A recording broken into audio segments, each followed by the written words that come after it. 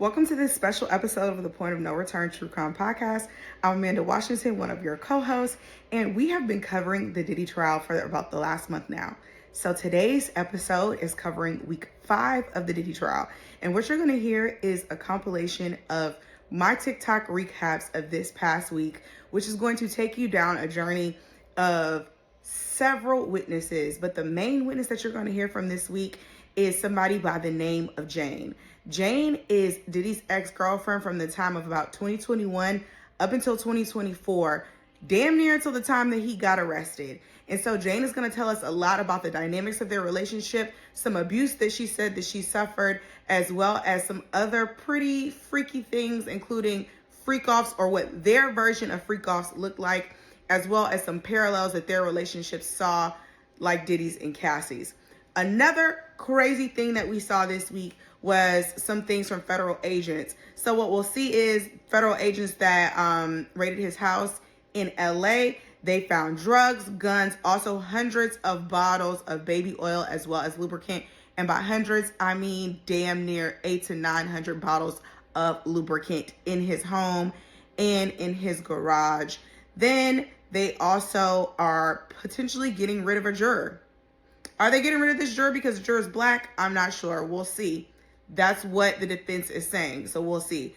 Then we had a celebrity to pop up, none other than the Kanye West. So we're going to also unpack that. Diddy's team is saying that Jane's relationship with Diddy was completely consensual. However, the prosecution is saying that she was coerced, that this is sex trafficking, and that she did not want to do a lot of the things that she was made to do. We're going to talk about her and Diddy's love contract that they had a relationship in. You're going to hear a lot of clips from Diddy this week also. We have some of his voicemails that we'll play for you this episode. So strap in, buckle in. We invite you to hop over to our TikTok also during the week for daily updates, so you can hear everything in real time. But here is exactly what happened during week 5 of the Diddy trial. Raw, uncut, unpacked. Everything that you want to know, everything that you want to hear. And yeah, here it goes. Diddy is still currently paying for Jane Doe's house. And now today we found out that he is paying for her attorney. When asked by the prosecution, do you have an attorney for this case? She said yes. And they said, who is paying for it? She responded, Sean, as in Sean P. Diddy Combs. This and more was unpacked on day 19 of the Diddy trial. I'm Amanda from the Point of No Return True Crime Podcast, and we are covering the Diddy trial. Jane is back on the stand, and we know that Jane is a pseudonym for the witness's real name. She is trying to protect her identity, so she's not using her real name.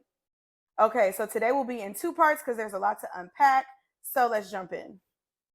We're going to go from a timeline of 2023 up until August of 2024. So in some of these text messages that we saw today in court, Diddy actually duped Jane a lot in thinking that she was going into a romantic getaway, but in reality, she was walking into a hotel night. So in one of these messages, he told her to actually bring her passport to visit him in New York. But when she arrived, there was no international trip at all. It was just a hotel room prepared for her for a hotel night, or what we all know as a freak off. She said, quote, then I was in the hotel room back in lingerie, heels, and a robe.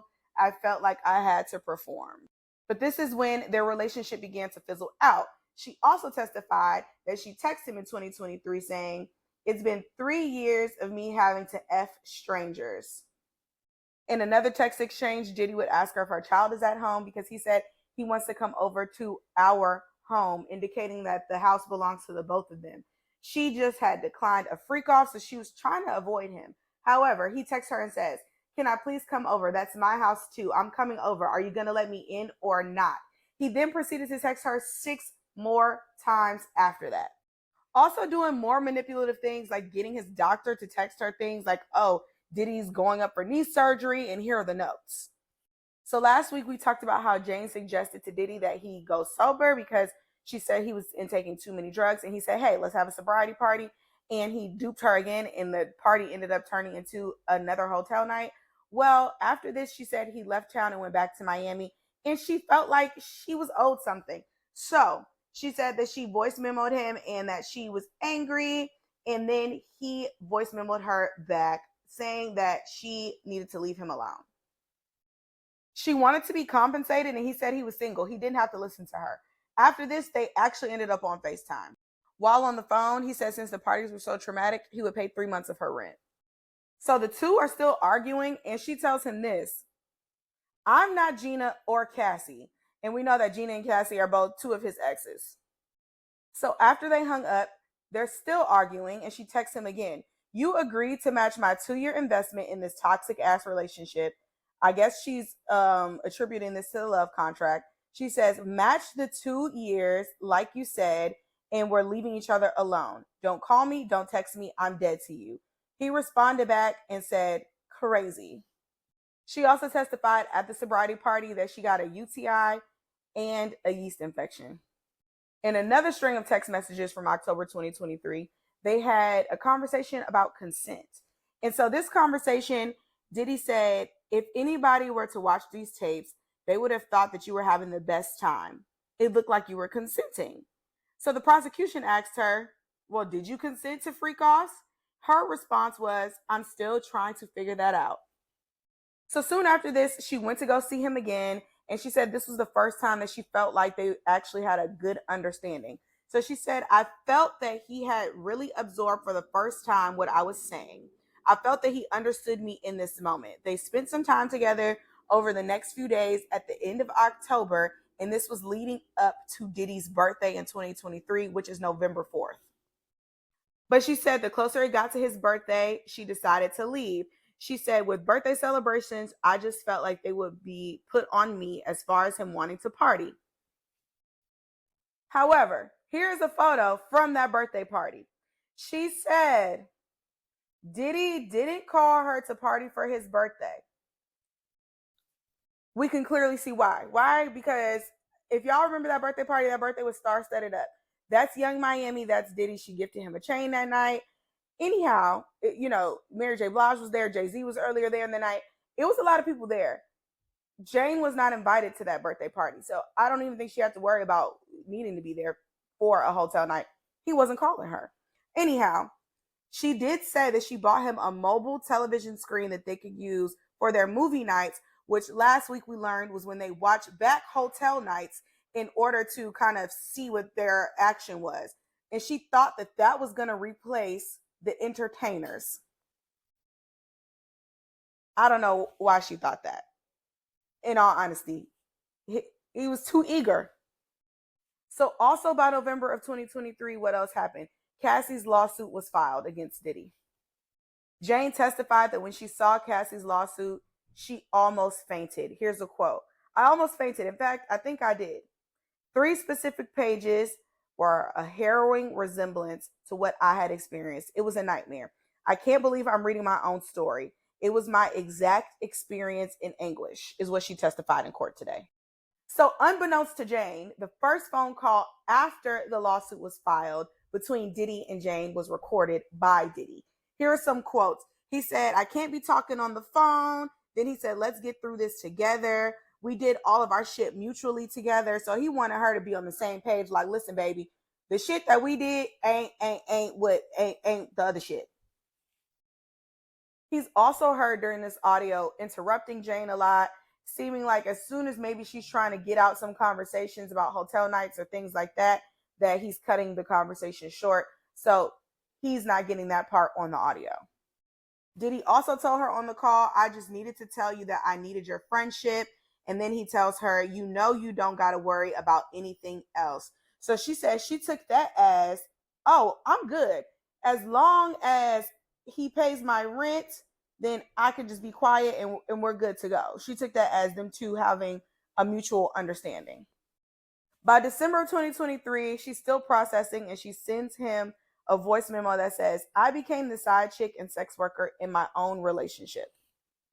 He then responded asking her what she was up to for Christmas and also could he see her for the new year. So she responds and says that she's only going to provide for her child this year for the holidays because she's had an unproductive last few years and that she wasn't doing any work because all she was doing was hotel nights. So once they get on the FaceTime call, she testified that he said, charge me. Charge me for all the resentment and stuff, whatever it takes, just get over it. So the direct quote is, charge me, charge me, charge me for the resentment. I need you to get over this. I don't want any loose ends. So she returned a proposal of $150,000. And he told her, oh, no, you got to be kidding me, baby. You're an opportunist, and that's a no. So after he called her an opportunist and a con artist, he then told her that he was going to show her child's father videos of her having sex with other men. We know this to be true because also in court there was text messages shown between her and KK, also Christina Karam, who we know, and she told Christina Karam what Diddy said. However, she did testify that by January of 2024, her finances picked back up. Why? Because she started an OnlyFans account. Her content was her posting herself in lingerie, swimwear, and in sexy, suggestive positions. And by February, he texted her saying that he had a dream about her. She said that she missed him, so she got back in contact with him also. He asked her about her birthday. She was reluctant. Why? Because every birthday ends up turning into a freak off. And this one, of course, was no different. So she obliges and she goes to Miami. She said when she gets there, there's a private dinner with decorations, gifts set up at his house. And then after dinner, they start drinking and they take ecstasy. Sometime in the wee hours of the morning, Diddy asked Jane if she wanted to see Don, who was one of the entertainers from the hotel nights. She then testified that she said, yeah, we can see Don, and they end up hooking up with Don that night. Prosecutor Maureen Comey and I had the same question. Why did you agree to having sex with Don that night? She said, at this point, I'm just so used to this being the outcome of whatever we're doing, I just accept it. So she said after this, her and Diddy hung out a few more days in Miami, and after that, they were officially back together. And so for the rest of February 2024, they would keep up with hotel nights. There's a lot more to unpack in part two. A breakup, arrests, raids, more freak offs. Tell me what y'all are thinking, because honestly, it's just like the plot just keeps getting thicker and thicker. I did not expect for her to say that Diddy was still paying for her attorney. Holla at me in them comments, y'all. So what you just said is exactly what the prosecution's focus is. How Diddy allegedly used his money, power, violence, and influence to get exactly what he wanted. That is the RICO. They're not questioning the legitimacy of how he made his money. And the indictment also says a federal grand jury charged Sean P. Diddy Combs with using his employees, resources, and influence of the multifaceted business empire to commit crimes including kidnapping, arson, bribery, witness tampering, forced labor, sex trafficking, prostitution, and narcotics distribution. So drug trafficking. Jane just said the other day that Diddy asked her to transport drugs from LA to Miami. Then you have extortion. He extorted Cassie's mom on this when she testified about it on the stand for the $20,000, and they had to take out a home equity loan. Arson, Kid Cudi. Kidnapping, Capricorn Clark said that she was kidnapped. There are also charges of transportation for purposes of prostitution. We know that some of these escorts were getting flown out. Then we also see that there are sex trafficking by force, fraud, or coercion. Those are pertaining to Jane and Cassie. So they're saying that he coerced Cassie and that he frauded Jane is what the prosecution is trying to say, basically by saying he was going to give her all of this stuff, and in exchange, she got nothing but $10,000, which that's none of my business. I'm just telling you what the prosecution is arguing here. At the end of the day, prosecutors are alleging that the same business empire and people that made Diddy a billionaire also enabled him to coerce women and to coerce his business partners and people also into doing illegal acts. And that is what they've been putting on the stand for the last 4 weeks now. Okay, so now that we've gotten that out the way, let's go back to the rest of day 19. I know that where we left off, Diddy and Jane were back together, and that was in February of 2024. But by March, they were about to break up again. Why? Because she suspected that he was still sleeping with other women, and he said, you know what? Let's just go ahead and break this off peacefully. So his direct quote was, "I would appreciate it if you could sign something for me so I could have closure comfortably." She wrote back and said, "No problem." He also wrote that she was making her own money now, so hopefully they could have a clean break. And he was talking about that OnlyFans money. However, she texted him back and said that she was still paying off some debts from being unemployed for so long, and she asked him could he pay her bills for at least another 3 months. So soon thereafter this, the Homeland Security raids would happen of Diddy's homes. They also visited Jane's home at this time, and after that, she would contact Diddy to let her know that Homeland Security paid her a visit. So at the time, Diddy ended up getting her an attorney, and this is when she would confirm on the stand that Diddy got her an attorney then, and that same attorney is the attorney that she is now using even in this case. So we know that soon thereafter the raid is when CNN also dropped the video from the Intercontinental in 2016, and Jane said that she was at Diddy's house when this video dropped. She said that Diddy's son came to his room and said that something happened. She said that he would be huddled up with his friends and family all day and that she gave him some space to figure that out. So she said at some point during the day, she was invited to huddle up with the family and his sons, and they kind of game planned on what he would do about an apology video. She also said she never heard him deny that it was him on the video, but she said for the first few days, they never one-on-one actually talked about the video. So then she also testified that the next day, he approached her about a draft of what he would say, and she said she gave him positive feedback. And soon thereafter, she went back to LA and left Miami. So she said by June or July in 2024, they finally talked about the video at the Intercontinental, and this is what they said. She said that he said that this was a one-time thing and that he only got physically violent with her like that once. Then Combs also said that Cassie was a hitter and that she would hit. So on June 18th of 2024, Diddy would arrive in LA from a family trip back from Utah. This is a picture of his kids and him while he was on that trip in Utah. So she said she planned the date night. She even got his assistant to help her set up her house. It was candles lit everywhere. She said there were red lights to really set the mood. She was wearing a cute brown dress, and she was ready for her man to come over and kind of hang out. So she said they drank a little bit, but she also had an inkling that he was in Utah with another woman. She said, quote, "I started confronting Sean about who he was with on his family trip. I was making an assumption that he was with another woman. Then she said, I started to call him a pedophile. Yikes." Then she said that he wasn't really with a child, but the woman that he was with was roughly 25 years younger than him.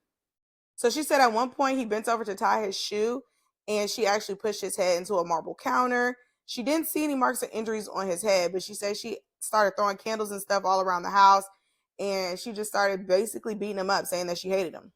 So she said there was a lot of candle wax all over his clothing. She doesn't think he got hit with any glass. However, this is a quote. She said, "I think he was probably cursing and calling me crazy." She said angry was his tone. Then she realized that they were in a fight and it was escalating. She then tried to lock herself in the master bedroom. But the story only turns up from here because she said that then Diddy kicks in her bedroom door, so she runs to her bathroom. Then he kicks that door in, so she runs to the closet. So then she locks herself inside of that room. When he finally beats down the closet, she said that she tries to run for the front door. However, he catches her. She said, "Sean kicked me in the back of my thigh and I fell down. Then he picked me up in a chokehold and choked me." She testified she was able to kind of get out of his grasp, and she ran out of the house down the block some and hid for 2 hours. She assumed he would be gone by then, but once she bent the corner, he was standing in the street. She said, quote, "I was scared, but I was quiet. I just kept walking back to my house because I didn't want to wake up the neighbors." She then goes in the house, goes in the guest bedroom, locks that door, but then he busts that door down too. So she then starts throwing more candles at him again. So then she punched him, he punched her, and then he started punching her more in the head several times.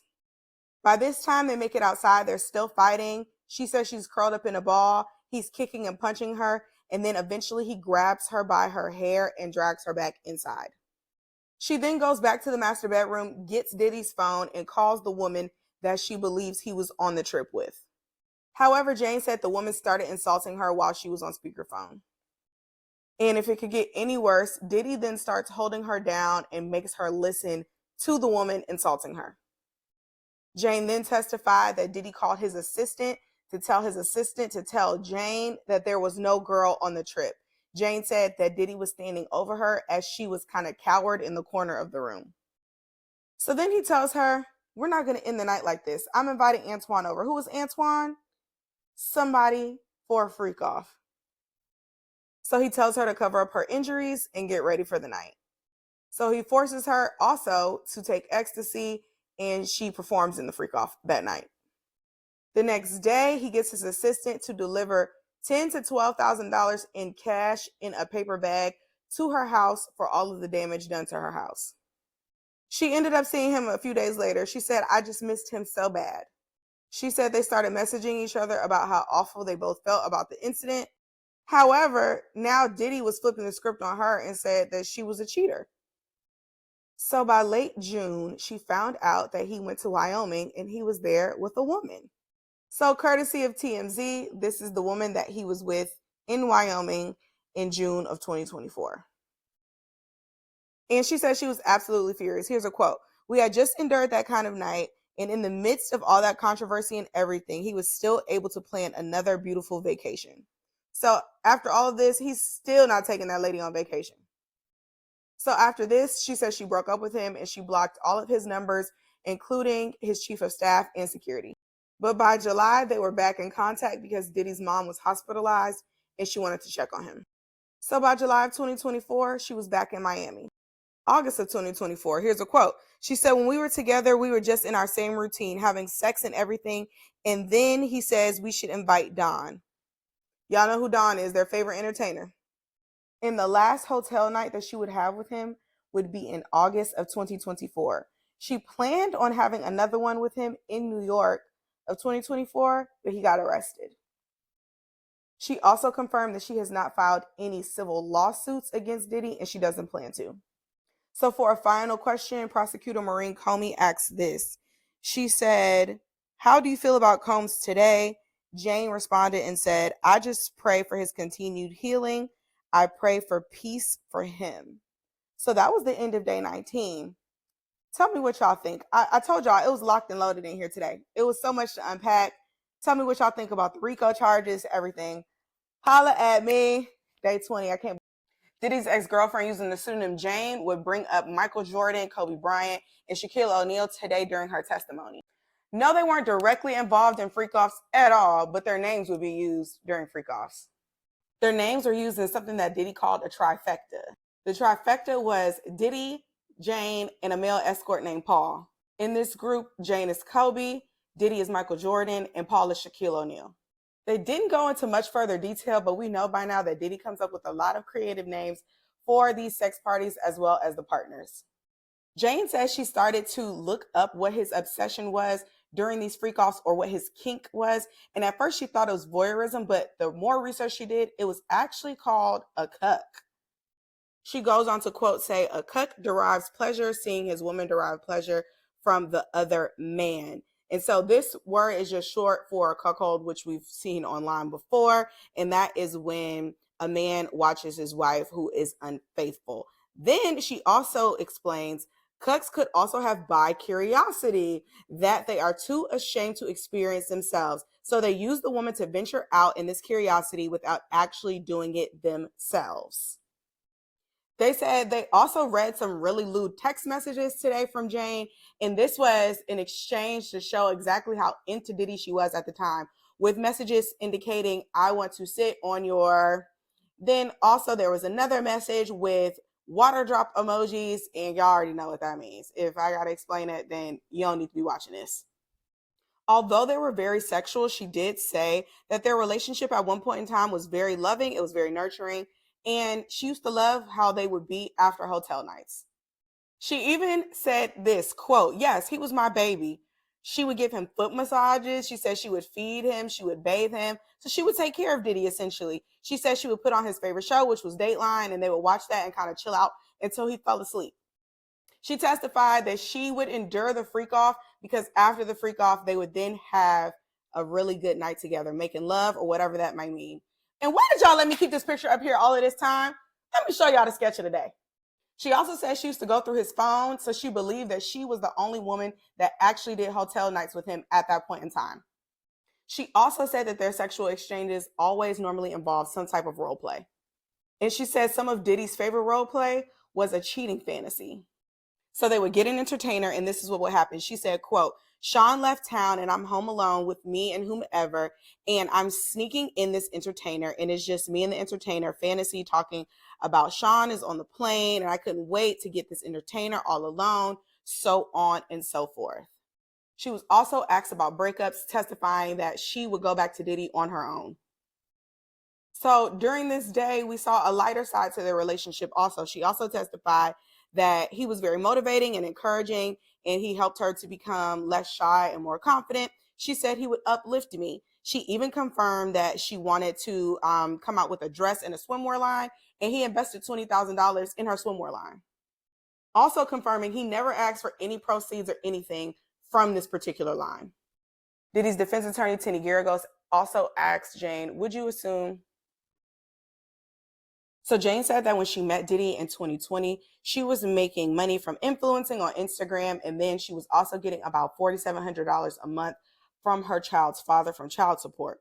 However, she said once she and Diddy got together and they started doing freak offs so frequently, she didn't have time to focus to her influencing, so she lost a lot of her money, only saying that she was able to meet about 10% of her earning potential during the relationship. Okay, so we saw some more loving text messages from Diddy to Jane, and in these messages they were talking about the love contract. However, we already know that she said that this love contract became a version of coercion, and it was a little crazy. So he says to her, got your contract, find yourself a nice spot. Then Diddy is heard in another message saying that he was addicted to Jane, and this is what his quote was: you are the crack pipe. That is my new name for you, crack pipe. Or should I call you CP? Yay to the contract is what she said. They said she sounded giddy and exciting. And then she says, I'm dying at your voicemail. Crack pipe is so real for the both of us. It's definitely mutual. I'm not letting nobody call me a crack pipe. She would also confirm that Diddy paid $40,000 up front when she rented this house in April 2023. And the $40,000 was for the first month's rent, the last month's rent, and a security deposit. The defense also brought up the size difference between her apartment that she was living in prior to 2023 and then the house that she lived in. And she went from a 1,400 square foot apartment to a 5,300 square foot home in Los Angeles with a backyard. And they said, well, he put you in a house where your son could have a backyard, didn't he? Another thing we had never heard from her was that Diddy actually told her very early on in their relationship that he was into polyamory. She said that she was fine with this, but she didn't feel an imbalance in their relationship until he started dating other women. Who might this other woman named her by name? Miami. She would tell that about 6 months to a year they began dating, he would start seeing Young Miami, also publicly Young Miami, and she would stay in the shadows and. So she said that she recalls a time where Diddy was buying Chanel bags for another woman, and she was pissed because she wasn't getting this kind of treatment, and he was making her have sex with strangers. I remember this video on Instagram, and I found a clip of it on TikTok. Here's some screen grabs. So we have Carisha here in the Chanel store with several stacks of money. I'm like, this is probably her allowance right here. Then we have Diddy in the store as well. And then you can see her not walking out with 1 or 2 bags, but several Chanel bags. And if you know the price of Chanel bags, baby, they're not cheap. She said, it's definitely not something I signed up for. I didn't sign up to date a man that was in a public relationship. She also talked about his drug use and whether she thought he was an addict or not. She said, in the beginning, I didn't really know how to label it. I encountered somebody that was really overdoing the partying. And then she said, as our relationship continued, I noticed a very strong pattern, and I still really didn't even label it as a drug addict. I think I would now say that, but then I would just say that he was a really big party guy. She also testified that she learned during the end of their relationship that Diddy was on antidepressants. They also brought up some of the rougher times, maybe her crying during freak offs, which is something that we talked about the other day. And when they brought this up, she said that at one point in time, Diddy actually comforted her after one of the incidents where she cried. He held off one of his plans to actually comfort her after she cried after a freak off. She also testified about her relationship with Christina Karam and how she thinks that affected the way that Diddy saw her. She said, quote, "I believe that she had very strong opinions about me, and that influenced a great deal of how Sean also treated me." She would also say that the two were often together, so she would have to see Christina Karam often. Also, over the weekend, the defense filed for a mistrial. However, it was denied today in court.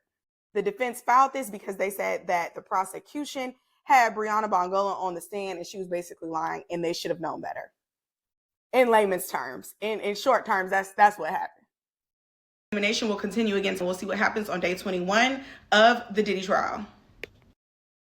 What you're about to hear now is a clip of Diddy leaving Jane a voice message talking about that love contract back in 2023. Hey, baby, we had a great time. Stay in the light. It's all good. Get your rest. You are the pipe.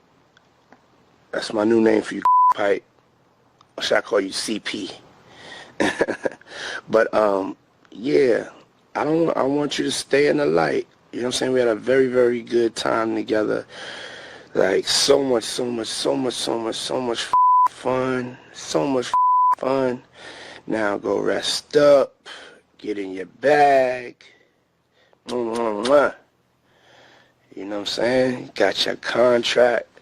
Find a nice little spot. Put your mind at ease. And, yeah, I had a great time. And I really, really want you to get some rest. I didn't know about you throwing up and all that. That's when I was like, hold up a second. All right, get some rest, baby. Love. So if you come in for 24 hours, yeah, you always wanted to set some up. So now you got the opportunity. So set some up for tomorrow night. That last vision we had was Dawn and ATL. See you put it together, baby.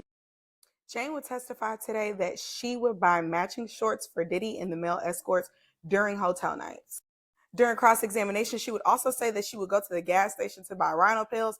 I ain't never heard of that. I've heard of a honey pack, but never rhino pills. So when she brought up the rhino pills, she said that she would get these because she would spend less time getting the men ready. And when she said that, she wasn't meaning like getting them dressed or anything, because I know we just mentioned shorts. She means getting them warmed up for the night's festivities. So, of course, she's also mentioned several times that she would perform foreplay for hours and hours and hours. And she was quoted today in court saying it was really not so fun having to wind these guys up. We also know from previous testimony that she did have preferred hotel night escorts, and one of them was Paul. We brought up Paul yesterday because of the trifecta. Remember, the trifecta was Kobe, Shaquille, and Michael Jordan. Okay, so we're back on them today. We also found out that Paul was Diddy's personal trainer. She said that Paul had really warm energy, and that's why she enjoyed him as their partner. Then they also read some of the messages between her and Diddy. This was another attempt that the defense used to show some more of a loving side between the two. However, it was just more nasty text that most publications couldn't even publish because they were so lewd. However, y'all know my friends on Twitter. Thank you.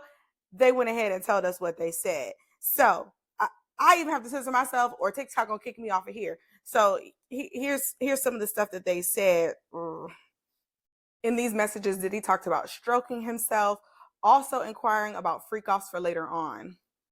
So we know that in 2022, Diddy pulled a hotel night on her birthday, and then proceeded to go to a vacation with another woman. She was pissed. She was upset. We already know that. However, we didn't know this part. She demanded that he end the vacation early, or else he was no longer getting freak-offs out of her. So this is what she was quoted saying in a text message to him. "If you don't come here now, we're not going to do anything that you want to do." She was referring to the freak-offs. She then said that they had a hotel night and that she set it up for him for Valentine's Day after that. So basically, like a reward. There was also a point in time where Diddy made her delete an IG story because he said that he could be seen in the story. And she said it was a simple plate of food or something like that. And she had to delete it. However, she said sometime later, she saw Gina on IG with the matching necklace to a bracelet that Diddy had got her. And she said she demanded that Diddy tell Gina to delete that post because it gave her anxiety. However, I don't think Gina had to delete that.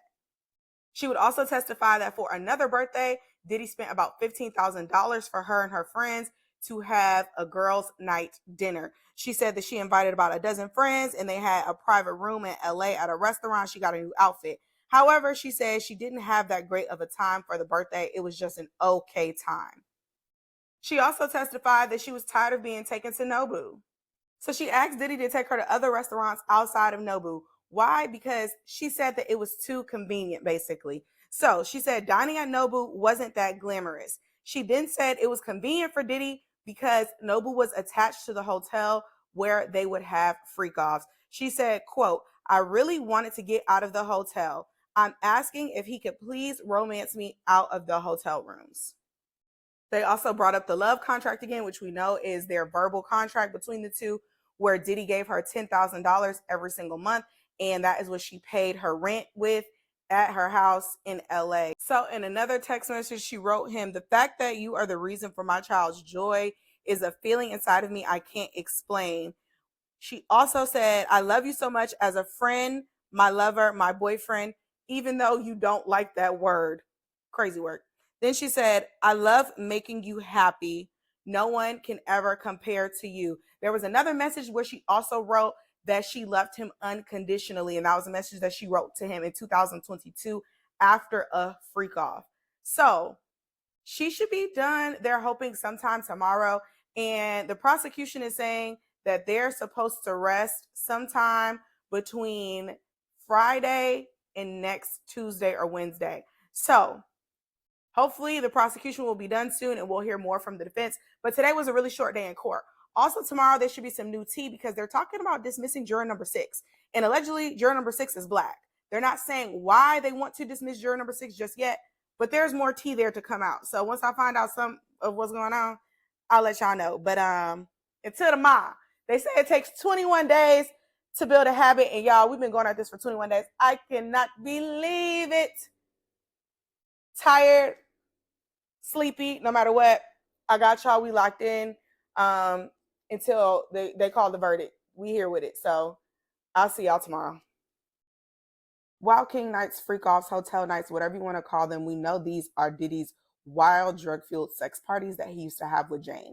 However, from day 22 of her on the stand, this is also the last day of her on the stand, she would testify that she went to another wild freak off type of party where she saw a man who was entered into another freak off type of activity who also knew Diddy, and Diddy would later on find out about it, and he was pissed. So this is a recap of day 22 and day 23. I know I've been gone for a few days, but I needed a break. So let's hop in before we get to week 6. And here is everything you need to know about day 22 and day 23 of week 5 of the Diddy trial before we get to week 6. The prosecution is about to wrap up. So here's what went down. As I just said, in January of 2024, Jane would testify that she went to a party in Los Angeles without Diddy. She would testify that she went with a group of people, including an unnamed rapper, and they would watch a woman have sex with an adult sex worker by the name of Antoine. Jane knew Antoine because her and Diddy had previously had a freak off with him.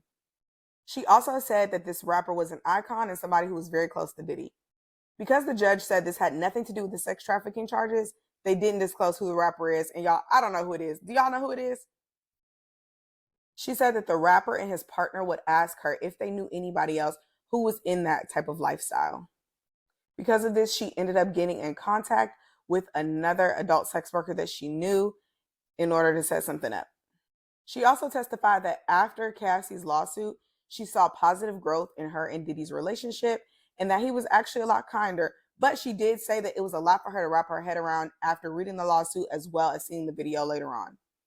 She said, quote, after they broke up and then they had a reconciliation around this time, she felt she was able to assert herself a little bit more. And then she also said that he was more loving. They spent a lot more quality time together. And then she also confirmed that she felt a lot closer to him and that they grew a stronger bond. However, because he was under so much hot water, they did spend a lot of time in the house, still having Wild King nights. She would also recount the incident that happened with her and Diddy in June of 2024 when they got into a physical altercation, and she would tell his defense this story again. She also said that at this point in time, when he got into the physical altercation with her, that he pulled her up to her tippy toes in a chokehold and that she couldn't breathe. She also confirmed during this incident that she punched Diddy and then he punched her twice in the head. If we remember from previous testimony from Jane, she testified that after her and Diddy got into this physical altercation, he then forced her to have an oral version of a freak off with a male worker. When this happened, Jane had to contact the male sex worker. The male sex worker that she contacted would actually be the man that she contacted while she was in Vegas when the rapper and his partner asked, did they know anybody else in this life? Remember, at the time, Diddy didn't attend this party. So now Diddy grows suspicious because he sees an exchange between the male worker as well as Jane about potentially linking up or what have you when they were with this rapper back in January of 2024. So she said Diddy was pissed. He felt outraged. So he said, quote, how could you go to another man's freak off? So this tidbit was interesting to hear because this is the first time that we're hearing of Jane involving in like other sexual party activities and Diddy is nowhere around. The defense also pointed out the fact that Jane testified about not wanting to participate in hotel nights since 2021. However, she became more vocal about it in 2023. P. Diddy did not start paying her rent until 2023.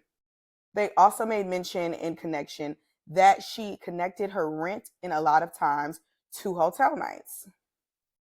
This will also be Jane's last day on the stand. So one of the last things that the prosecution asked her was, if you could return all the money and the gifts during your relationship, and that basically that means that you would never have sex with another man again, would you return that only to just have sex with Diddy in your relationship? She responded and said yes. She also testified and said the only reason that she testified was because she was subpoenaed. She's not expecting any type of payout. And again, she's not looking to sue Diddy or anything like that in a civil case. So day 23, the judge is highly, more than likely going to dismiss juror number 6. So the defense was trying to say it was because juror number 6 is Black, but in fact, juror number 6 was having some talk with some of the other jurors and jury staff, and they ended up finding out that at the time of jury selection, this particular juror actually lived in the Bronx. However, about 2 weeks ago, this juror moved and no longer lives in the Bronx, meaning he is probably living outside the jurisdiction, which makes him ineligible to be a juror in this case. So the first witness for day 23 is Special Agent Andre Lamont, who searched Diddy's home. Special Agent Lamont searched Diddy's LA home, and here are some of the things that he found. MDMA, ketamine. These are things we've all heard before, right? They also recovered 200 bottles of baby oil and 900 bottles of personal lubricant. Okay, 99 bottles of beer on the wall, 99 bottles of beer. Then the jury also saw a photo of at least 16 boxes full of lubricant piled in Diddy's garage.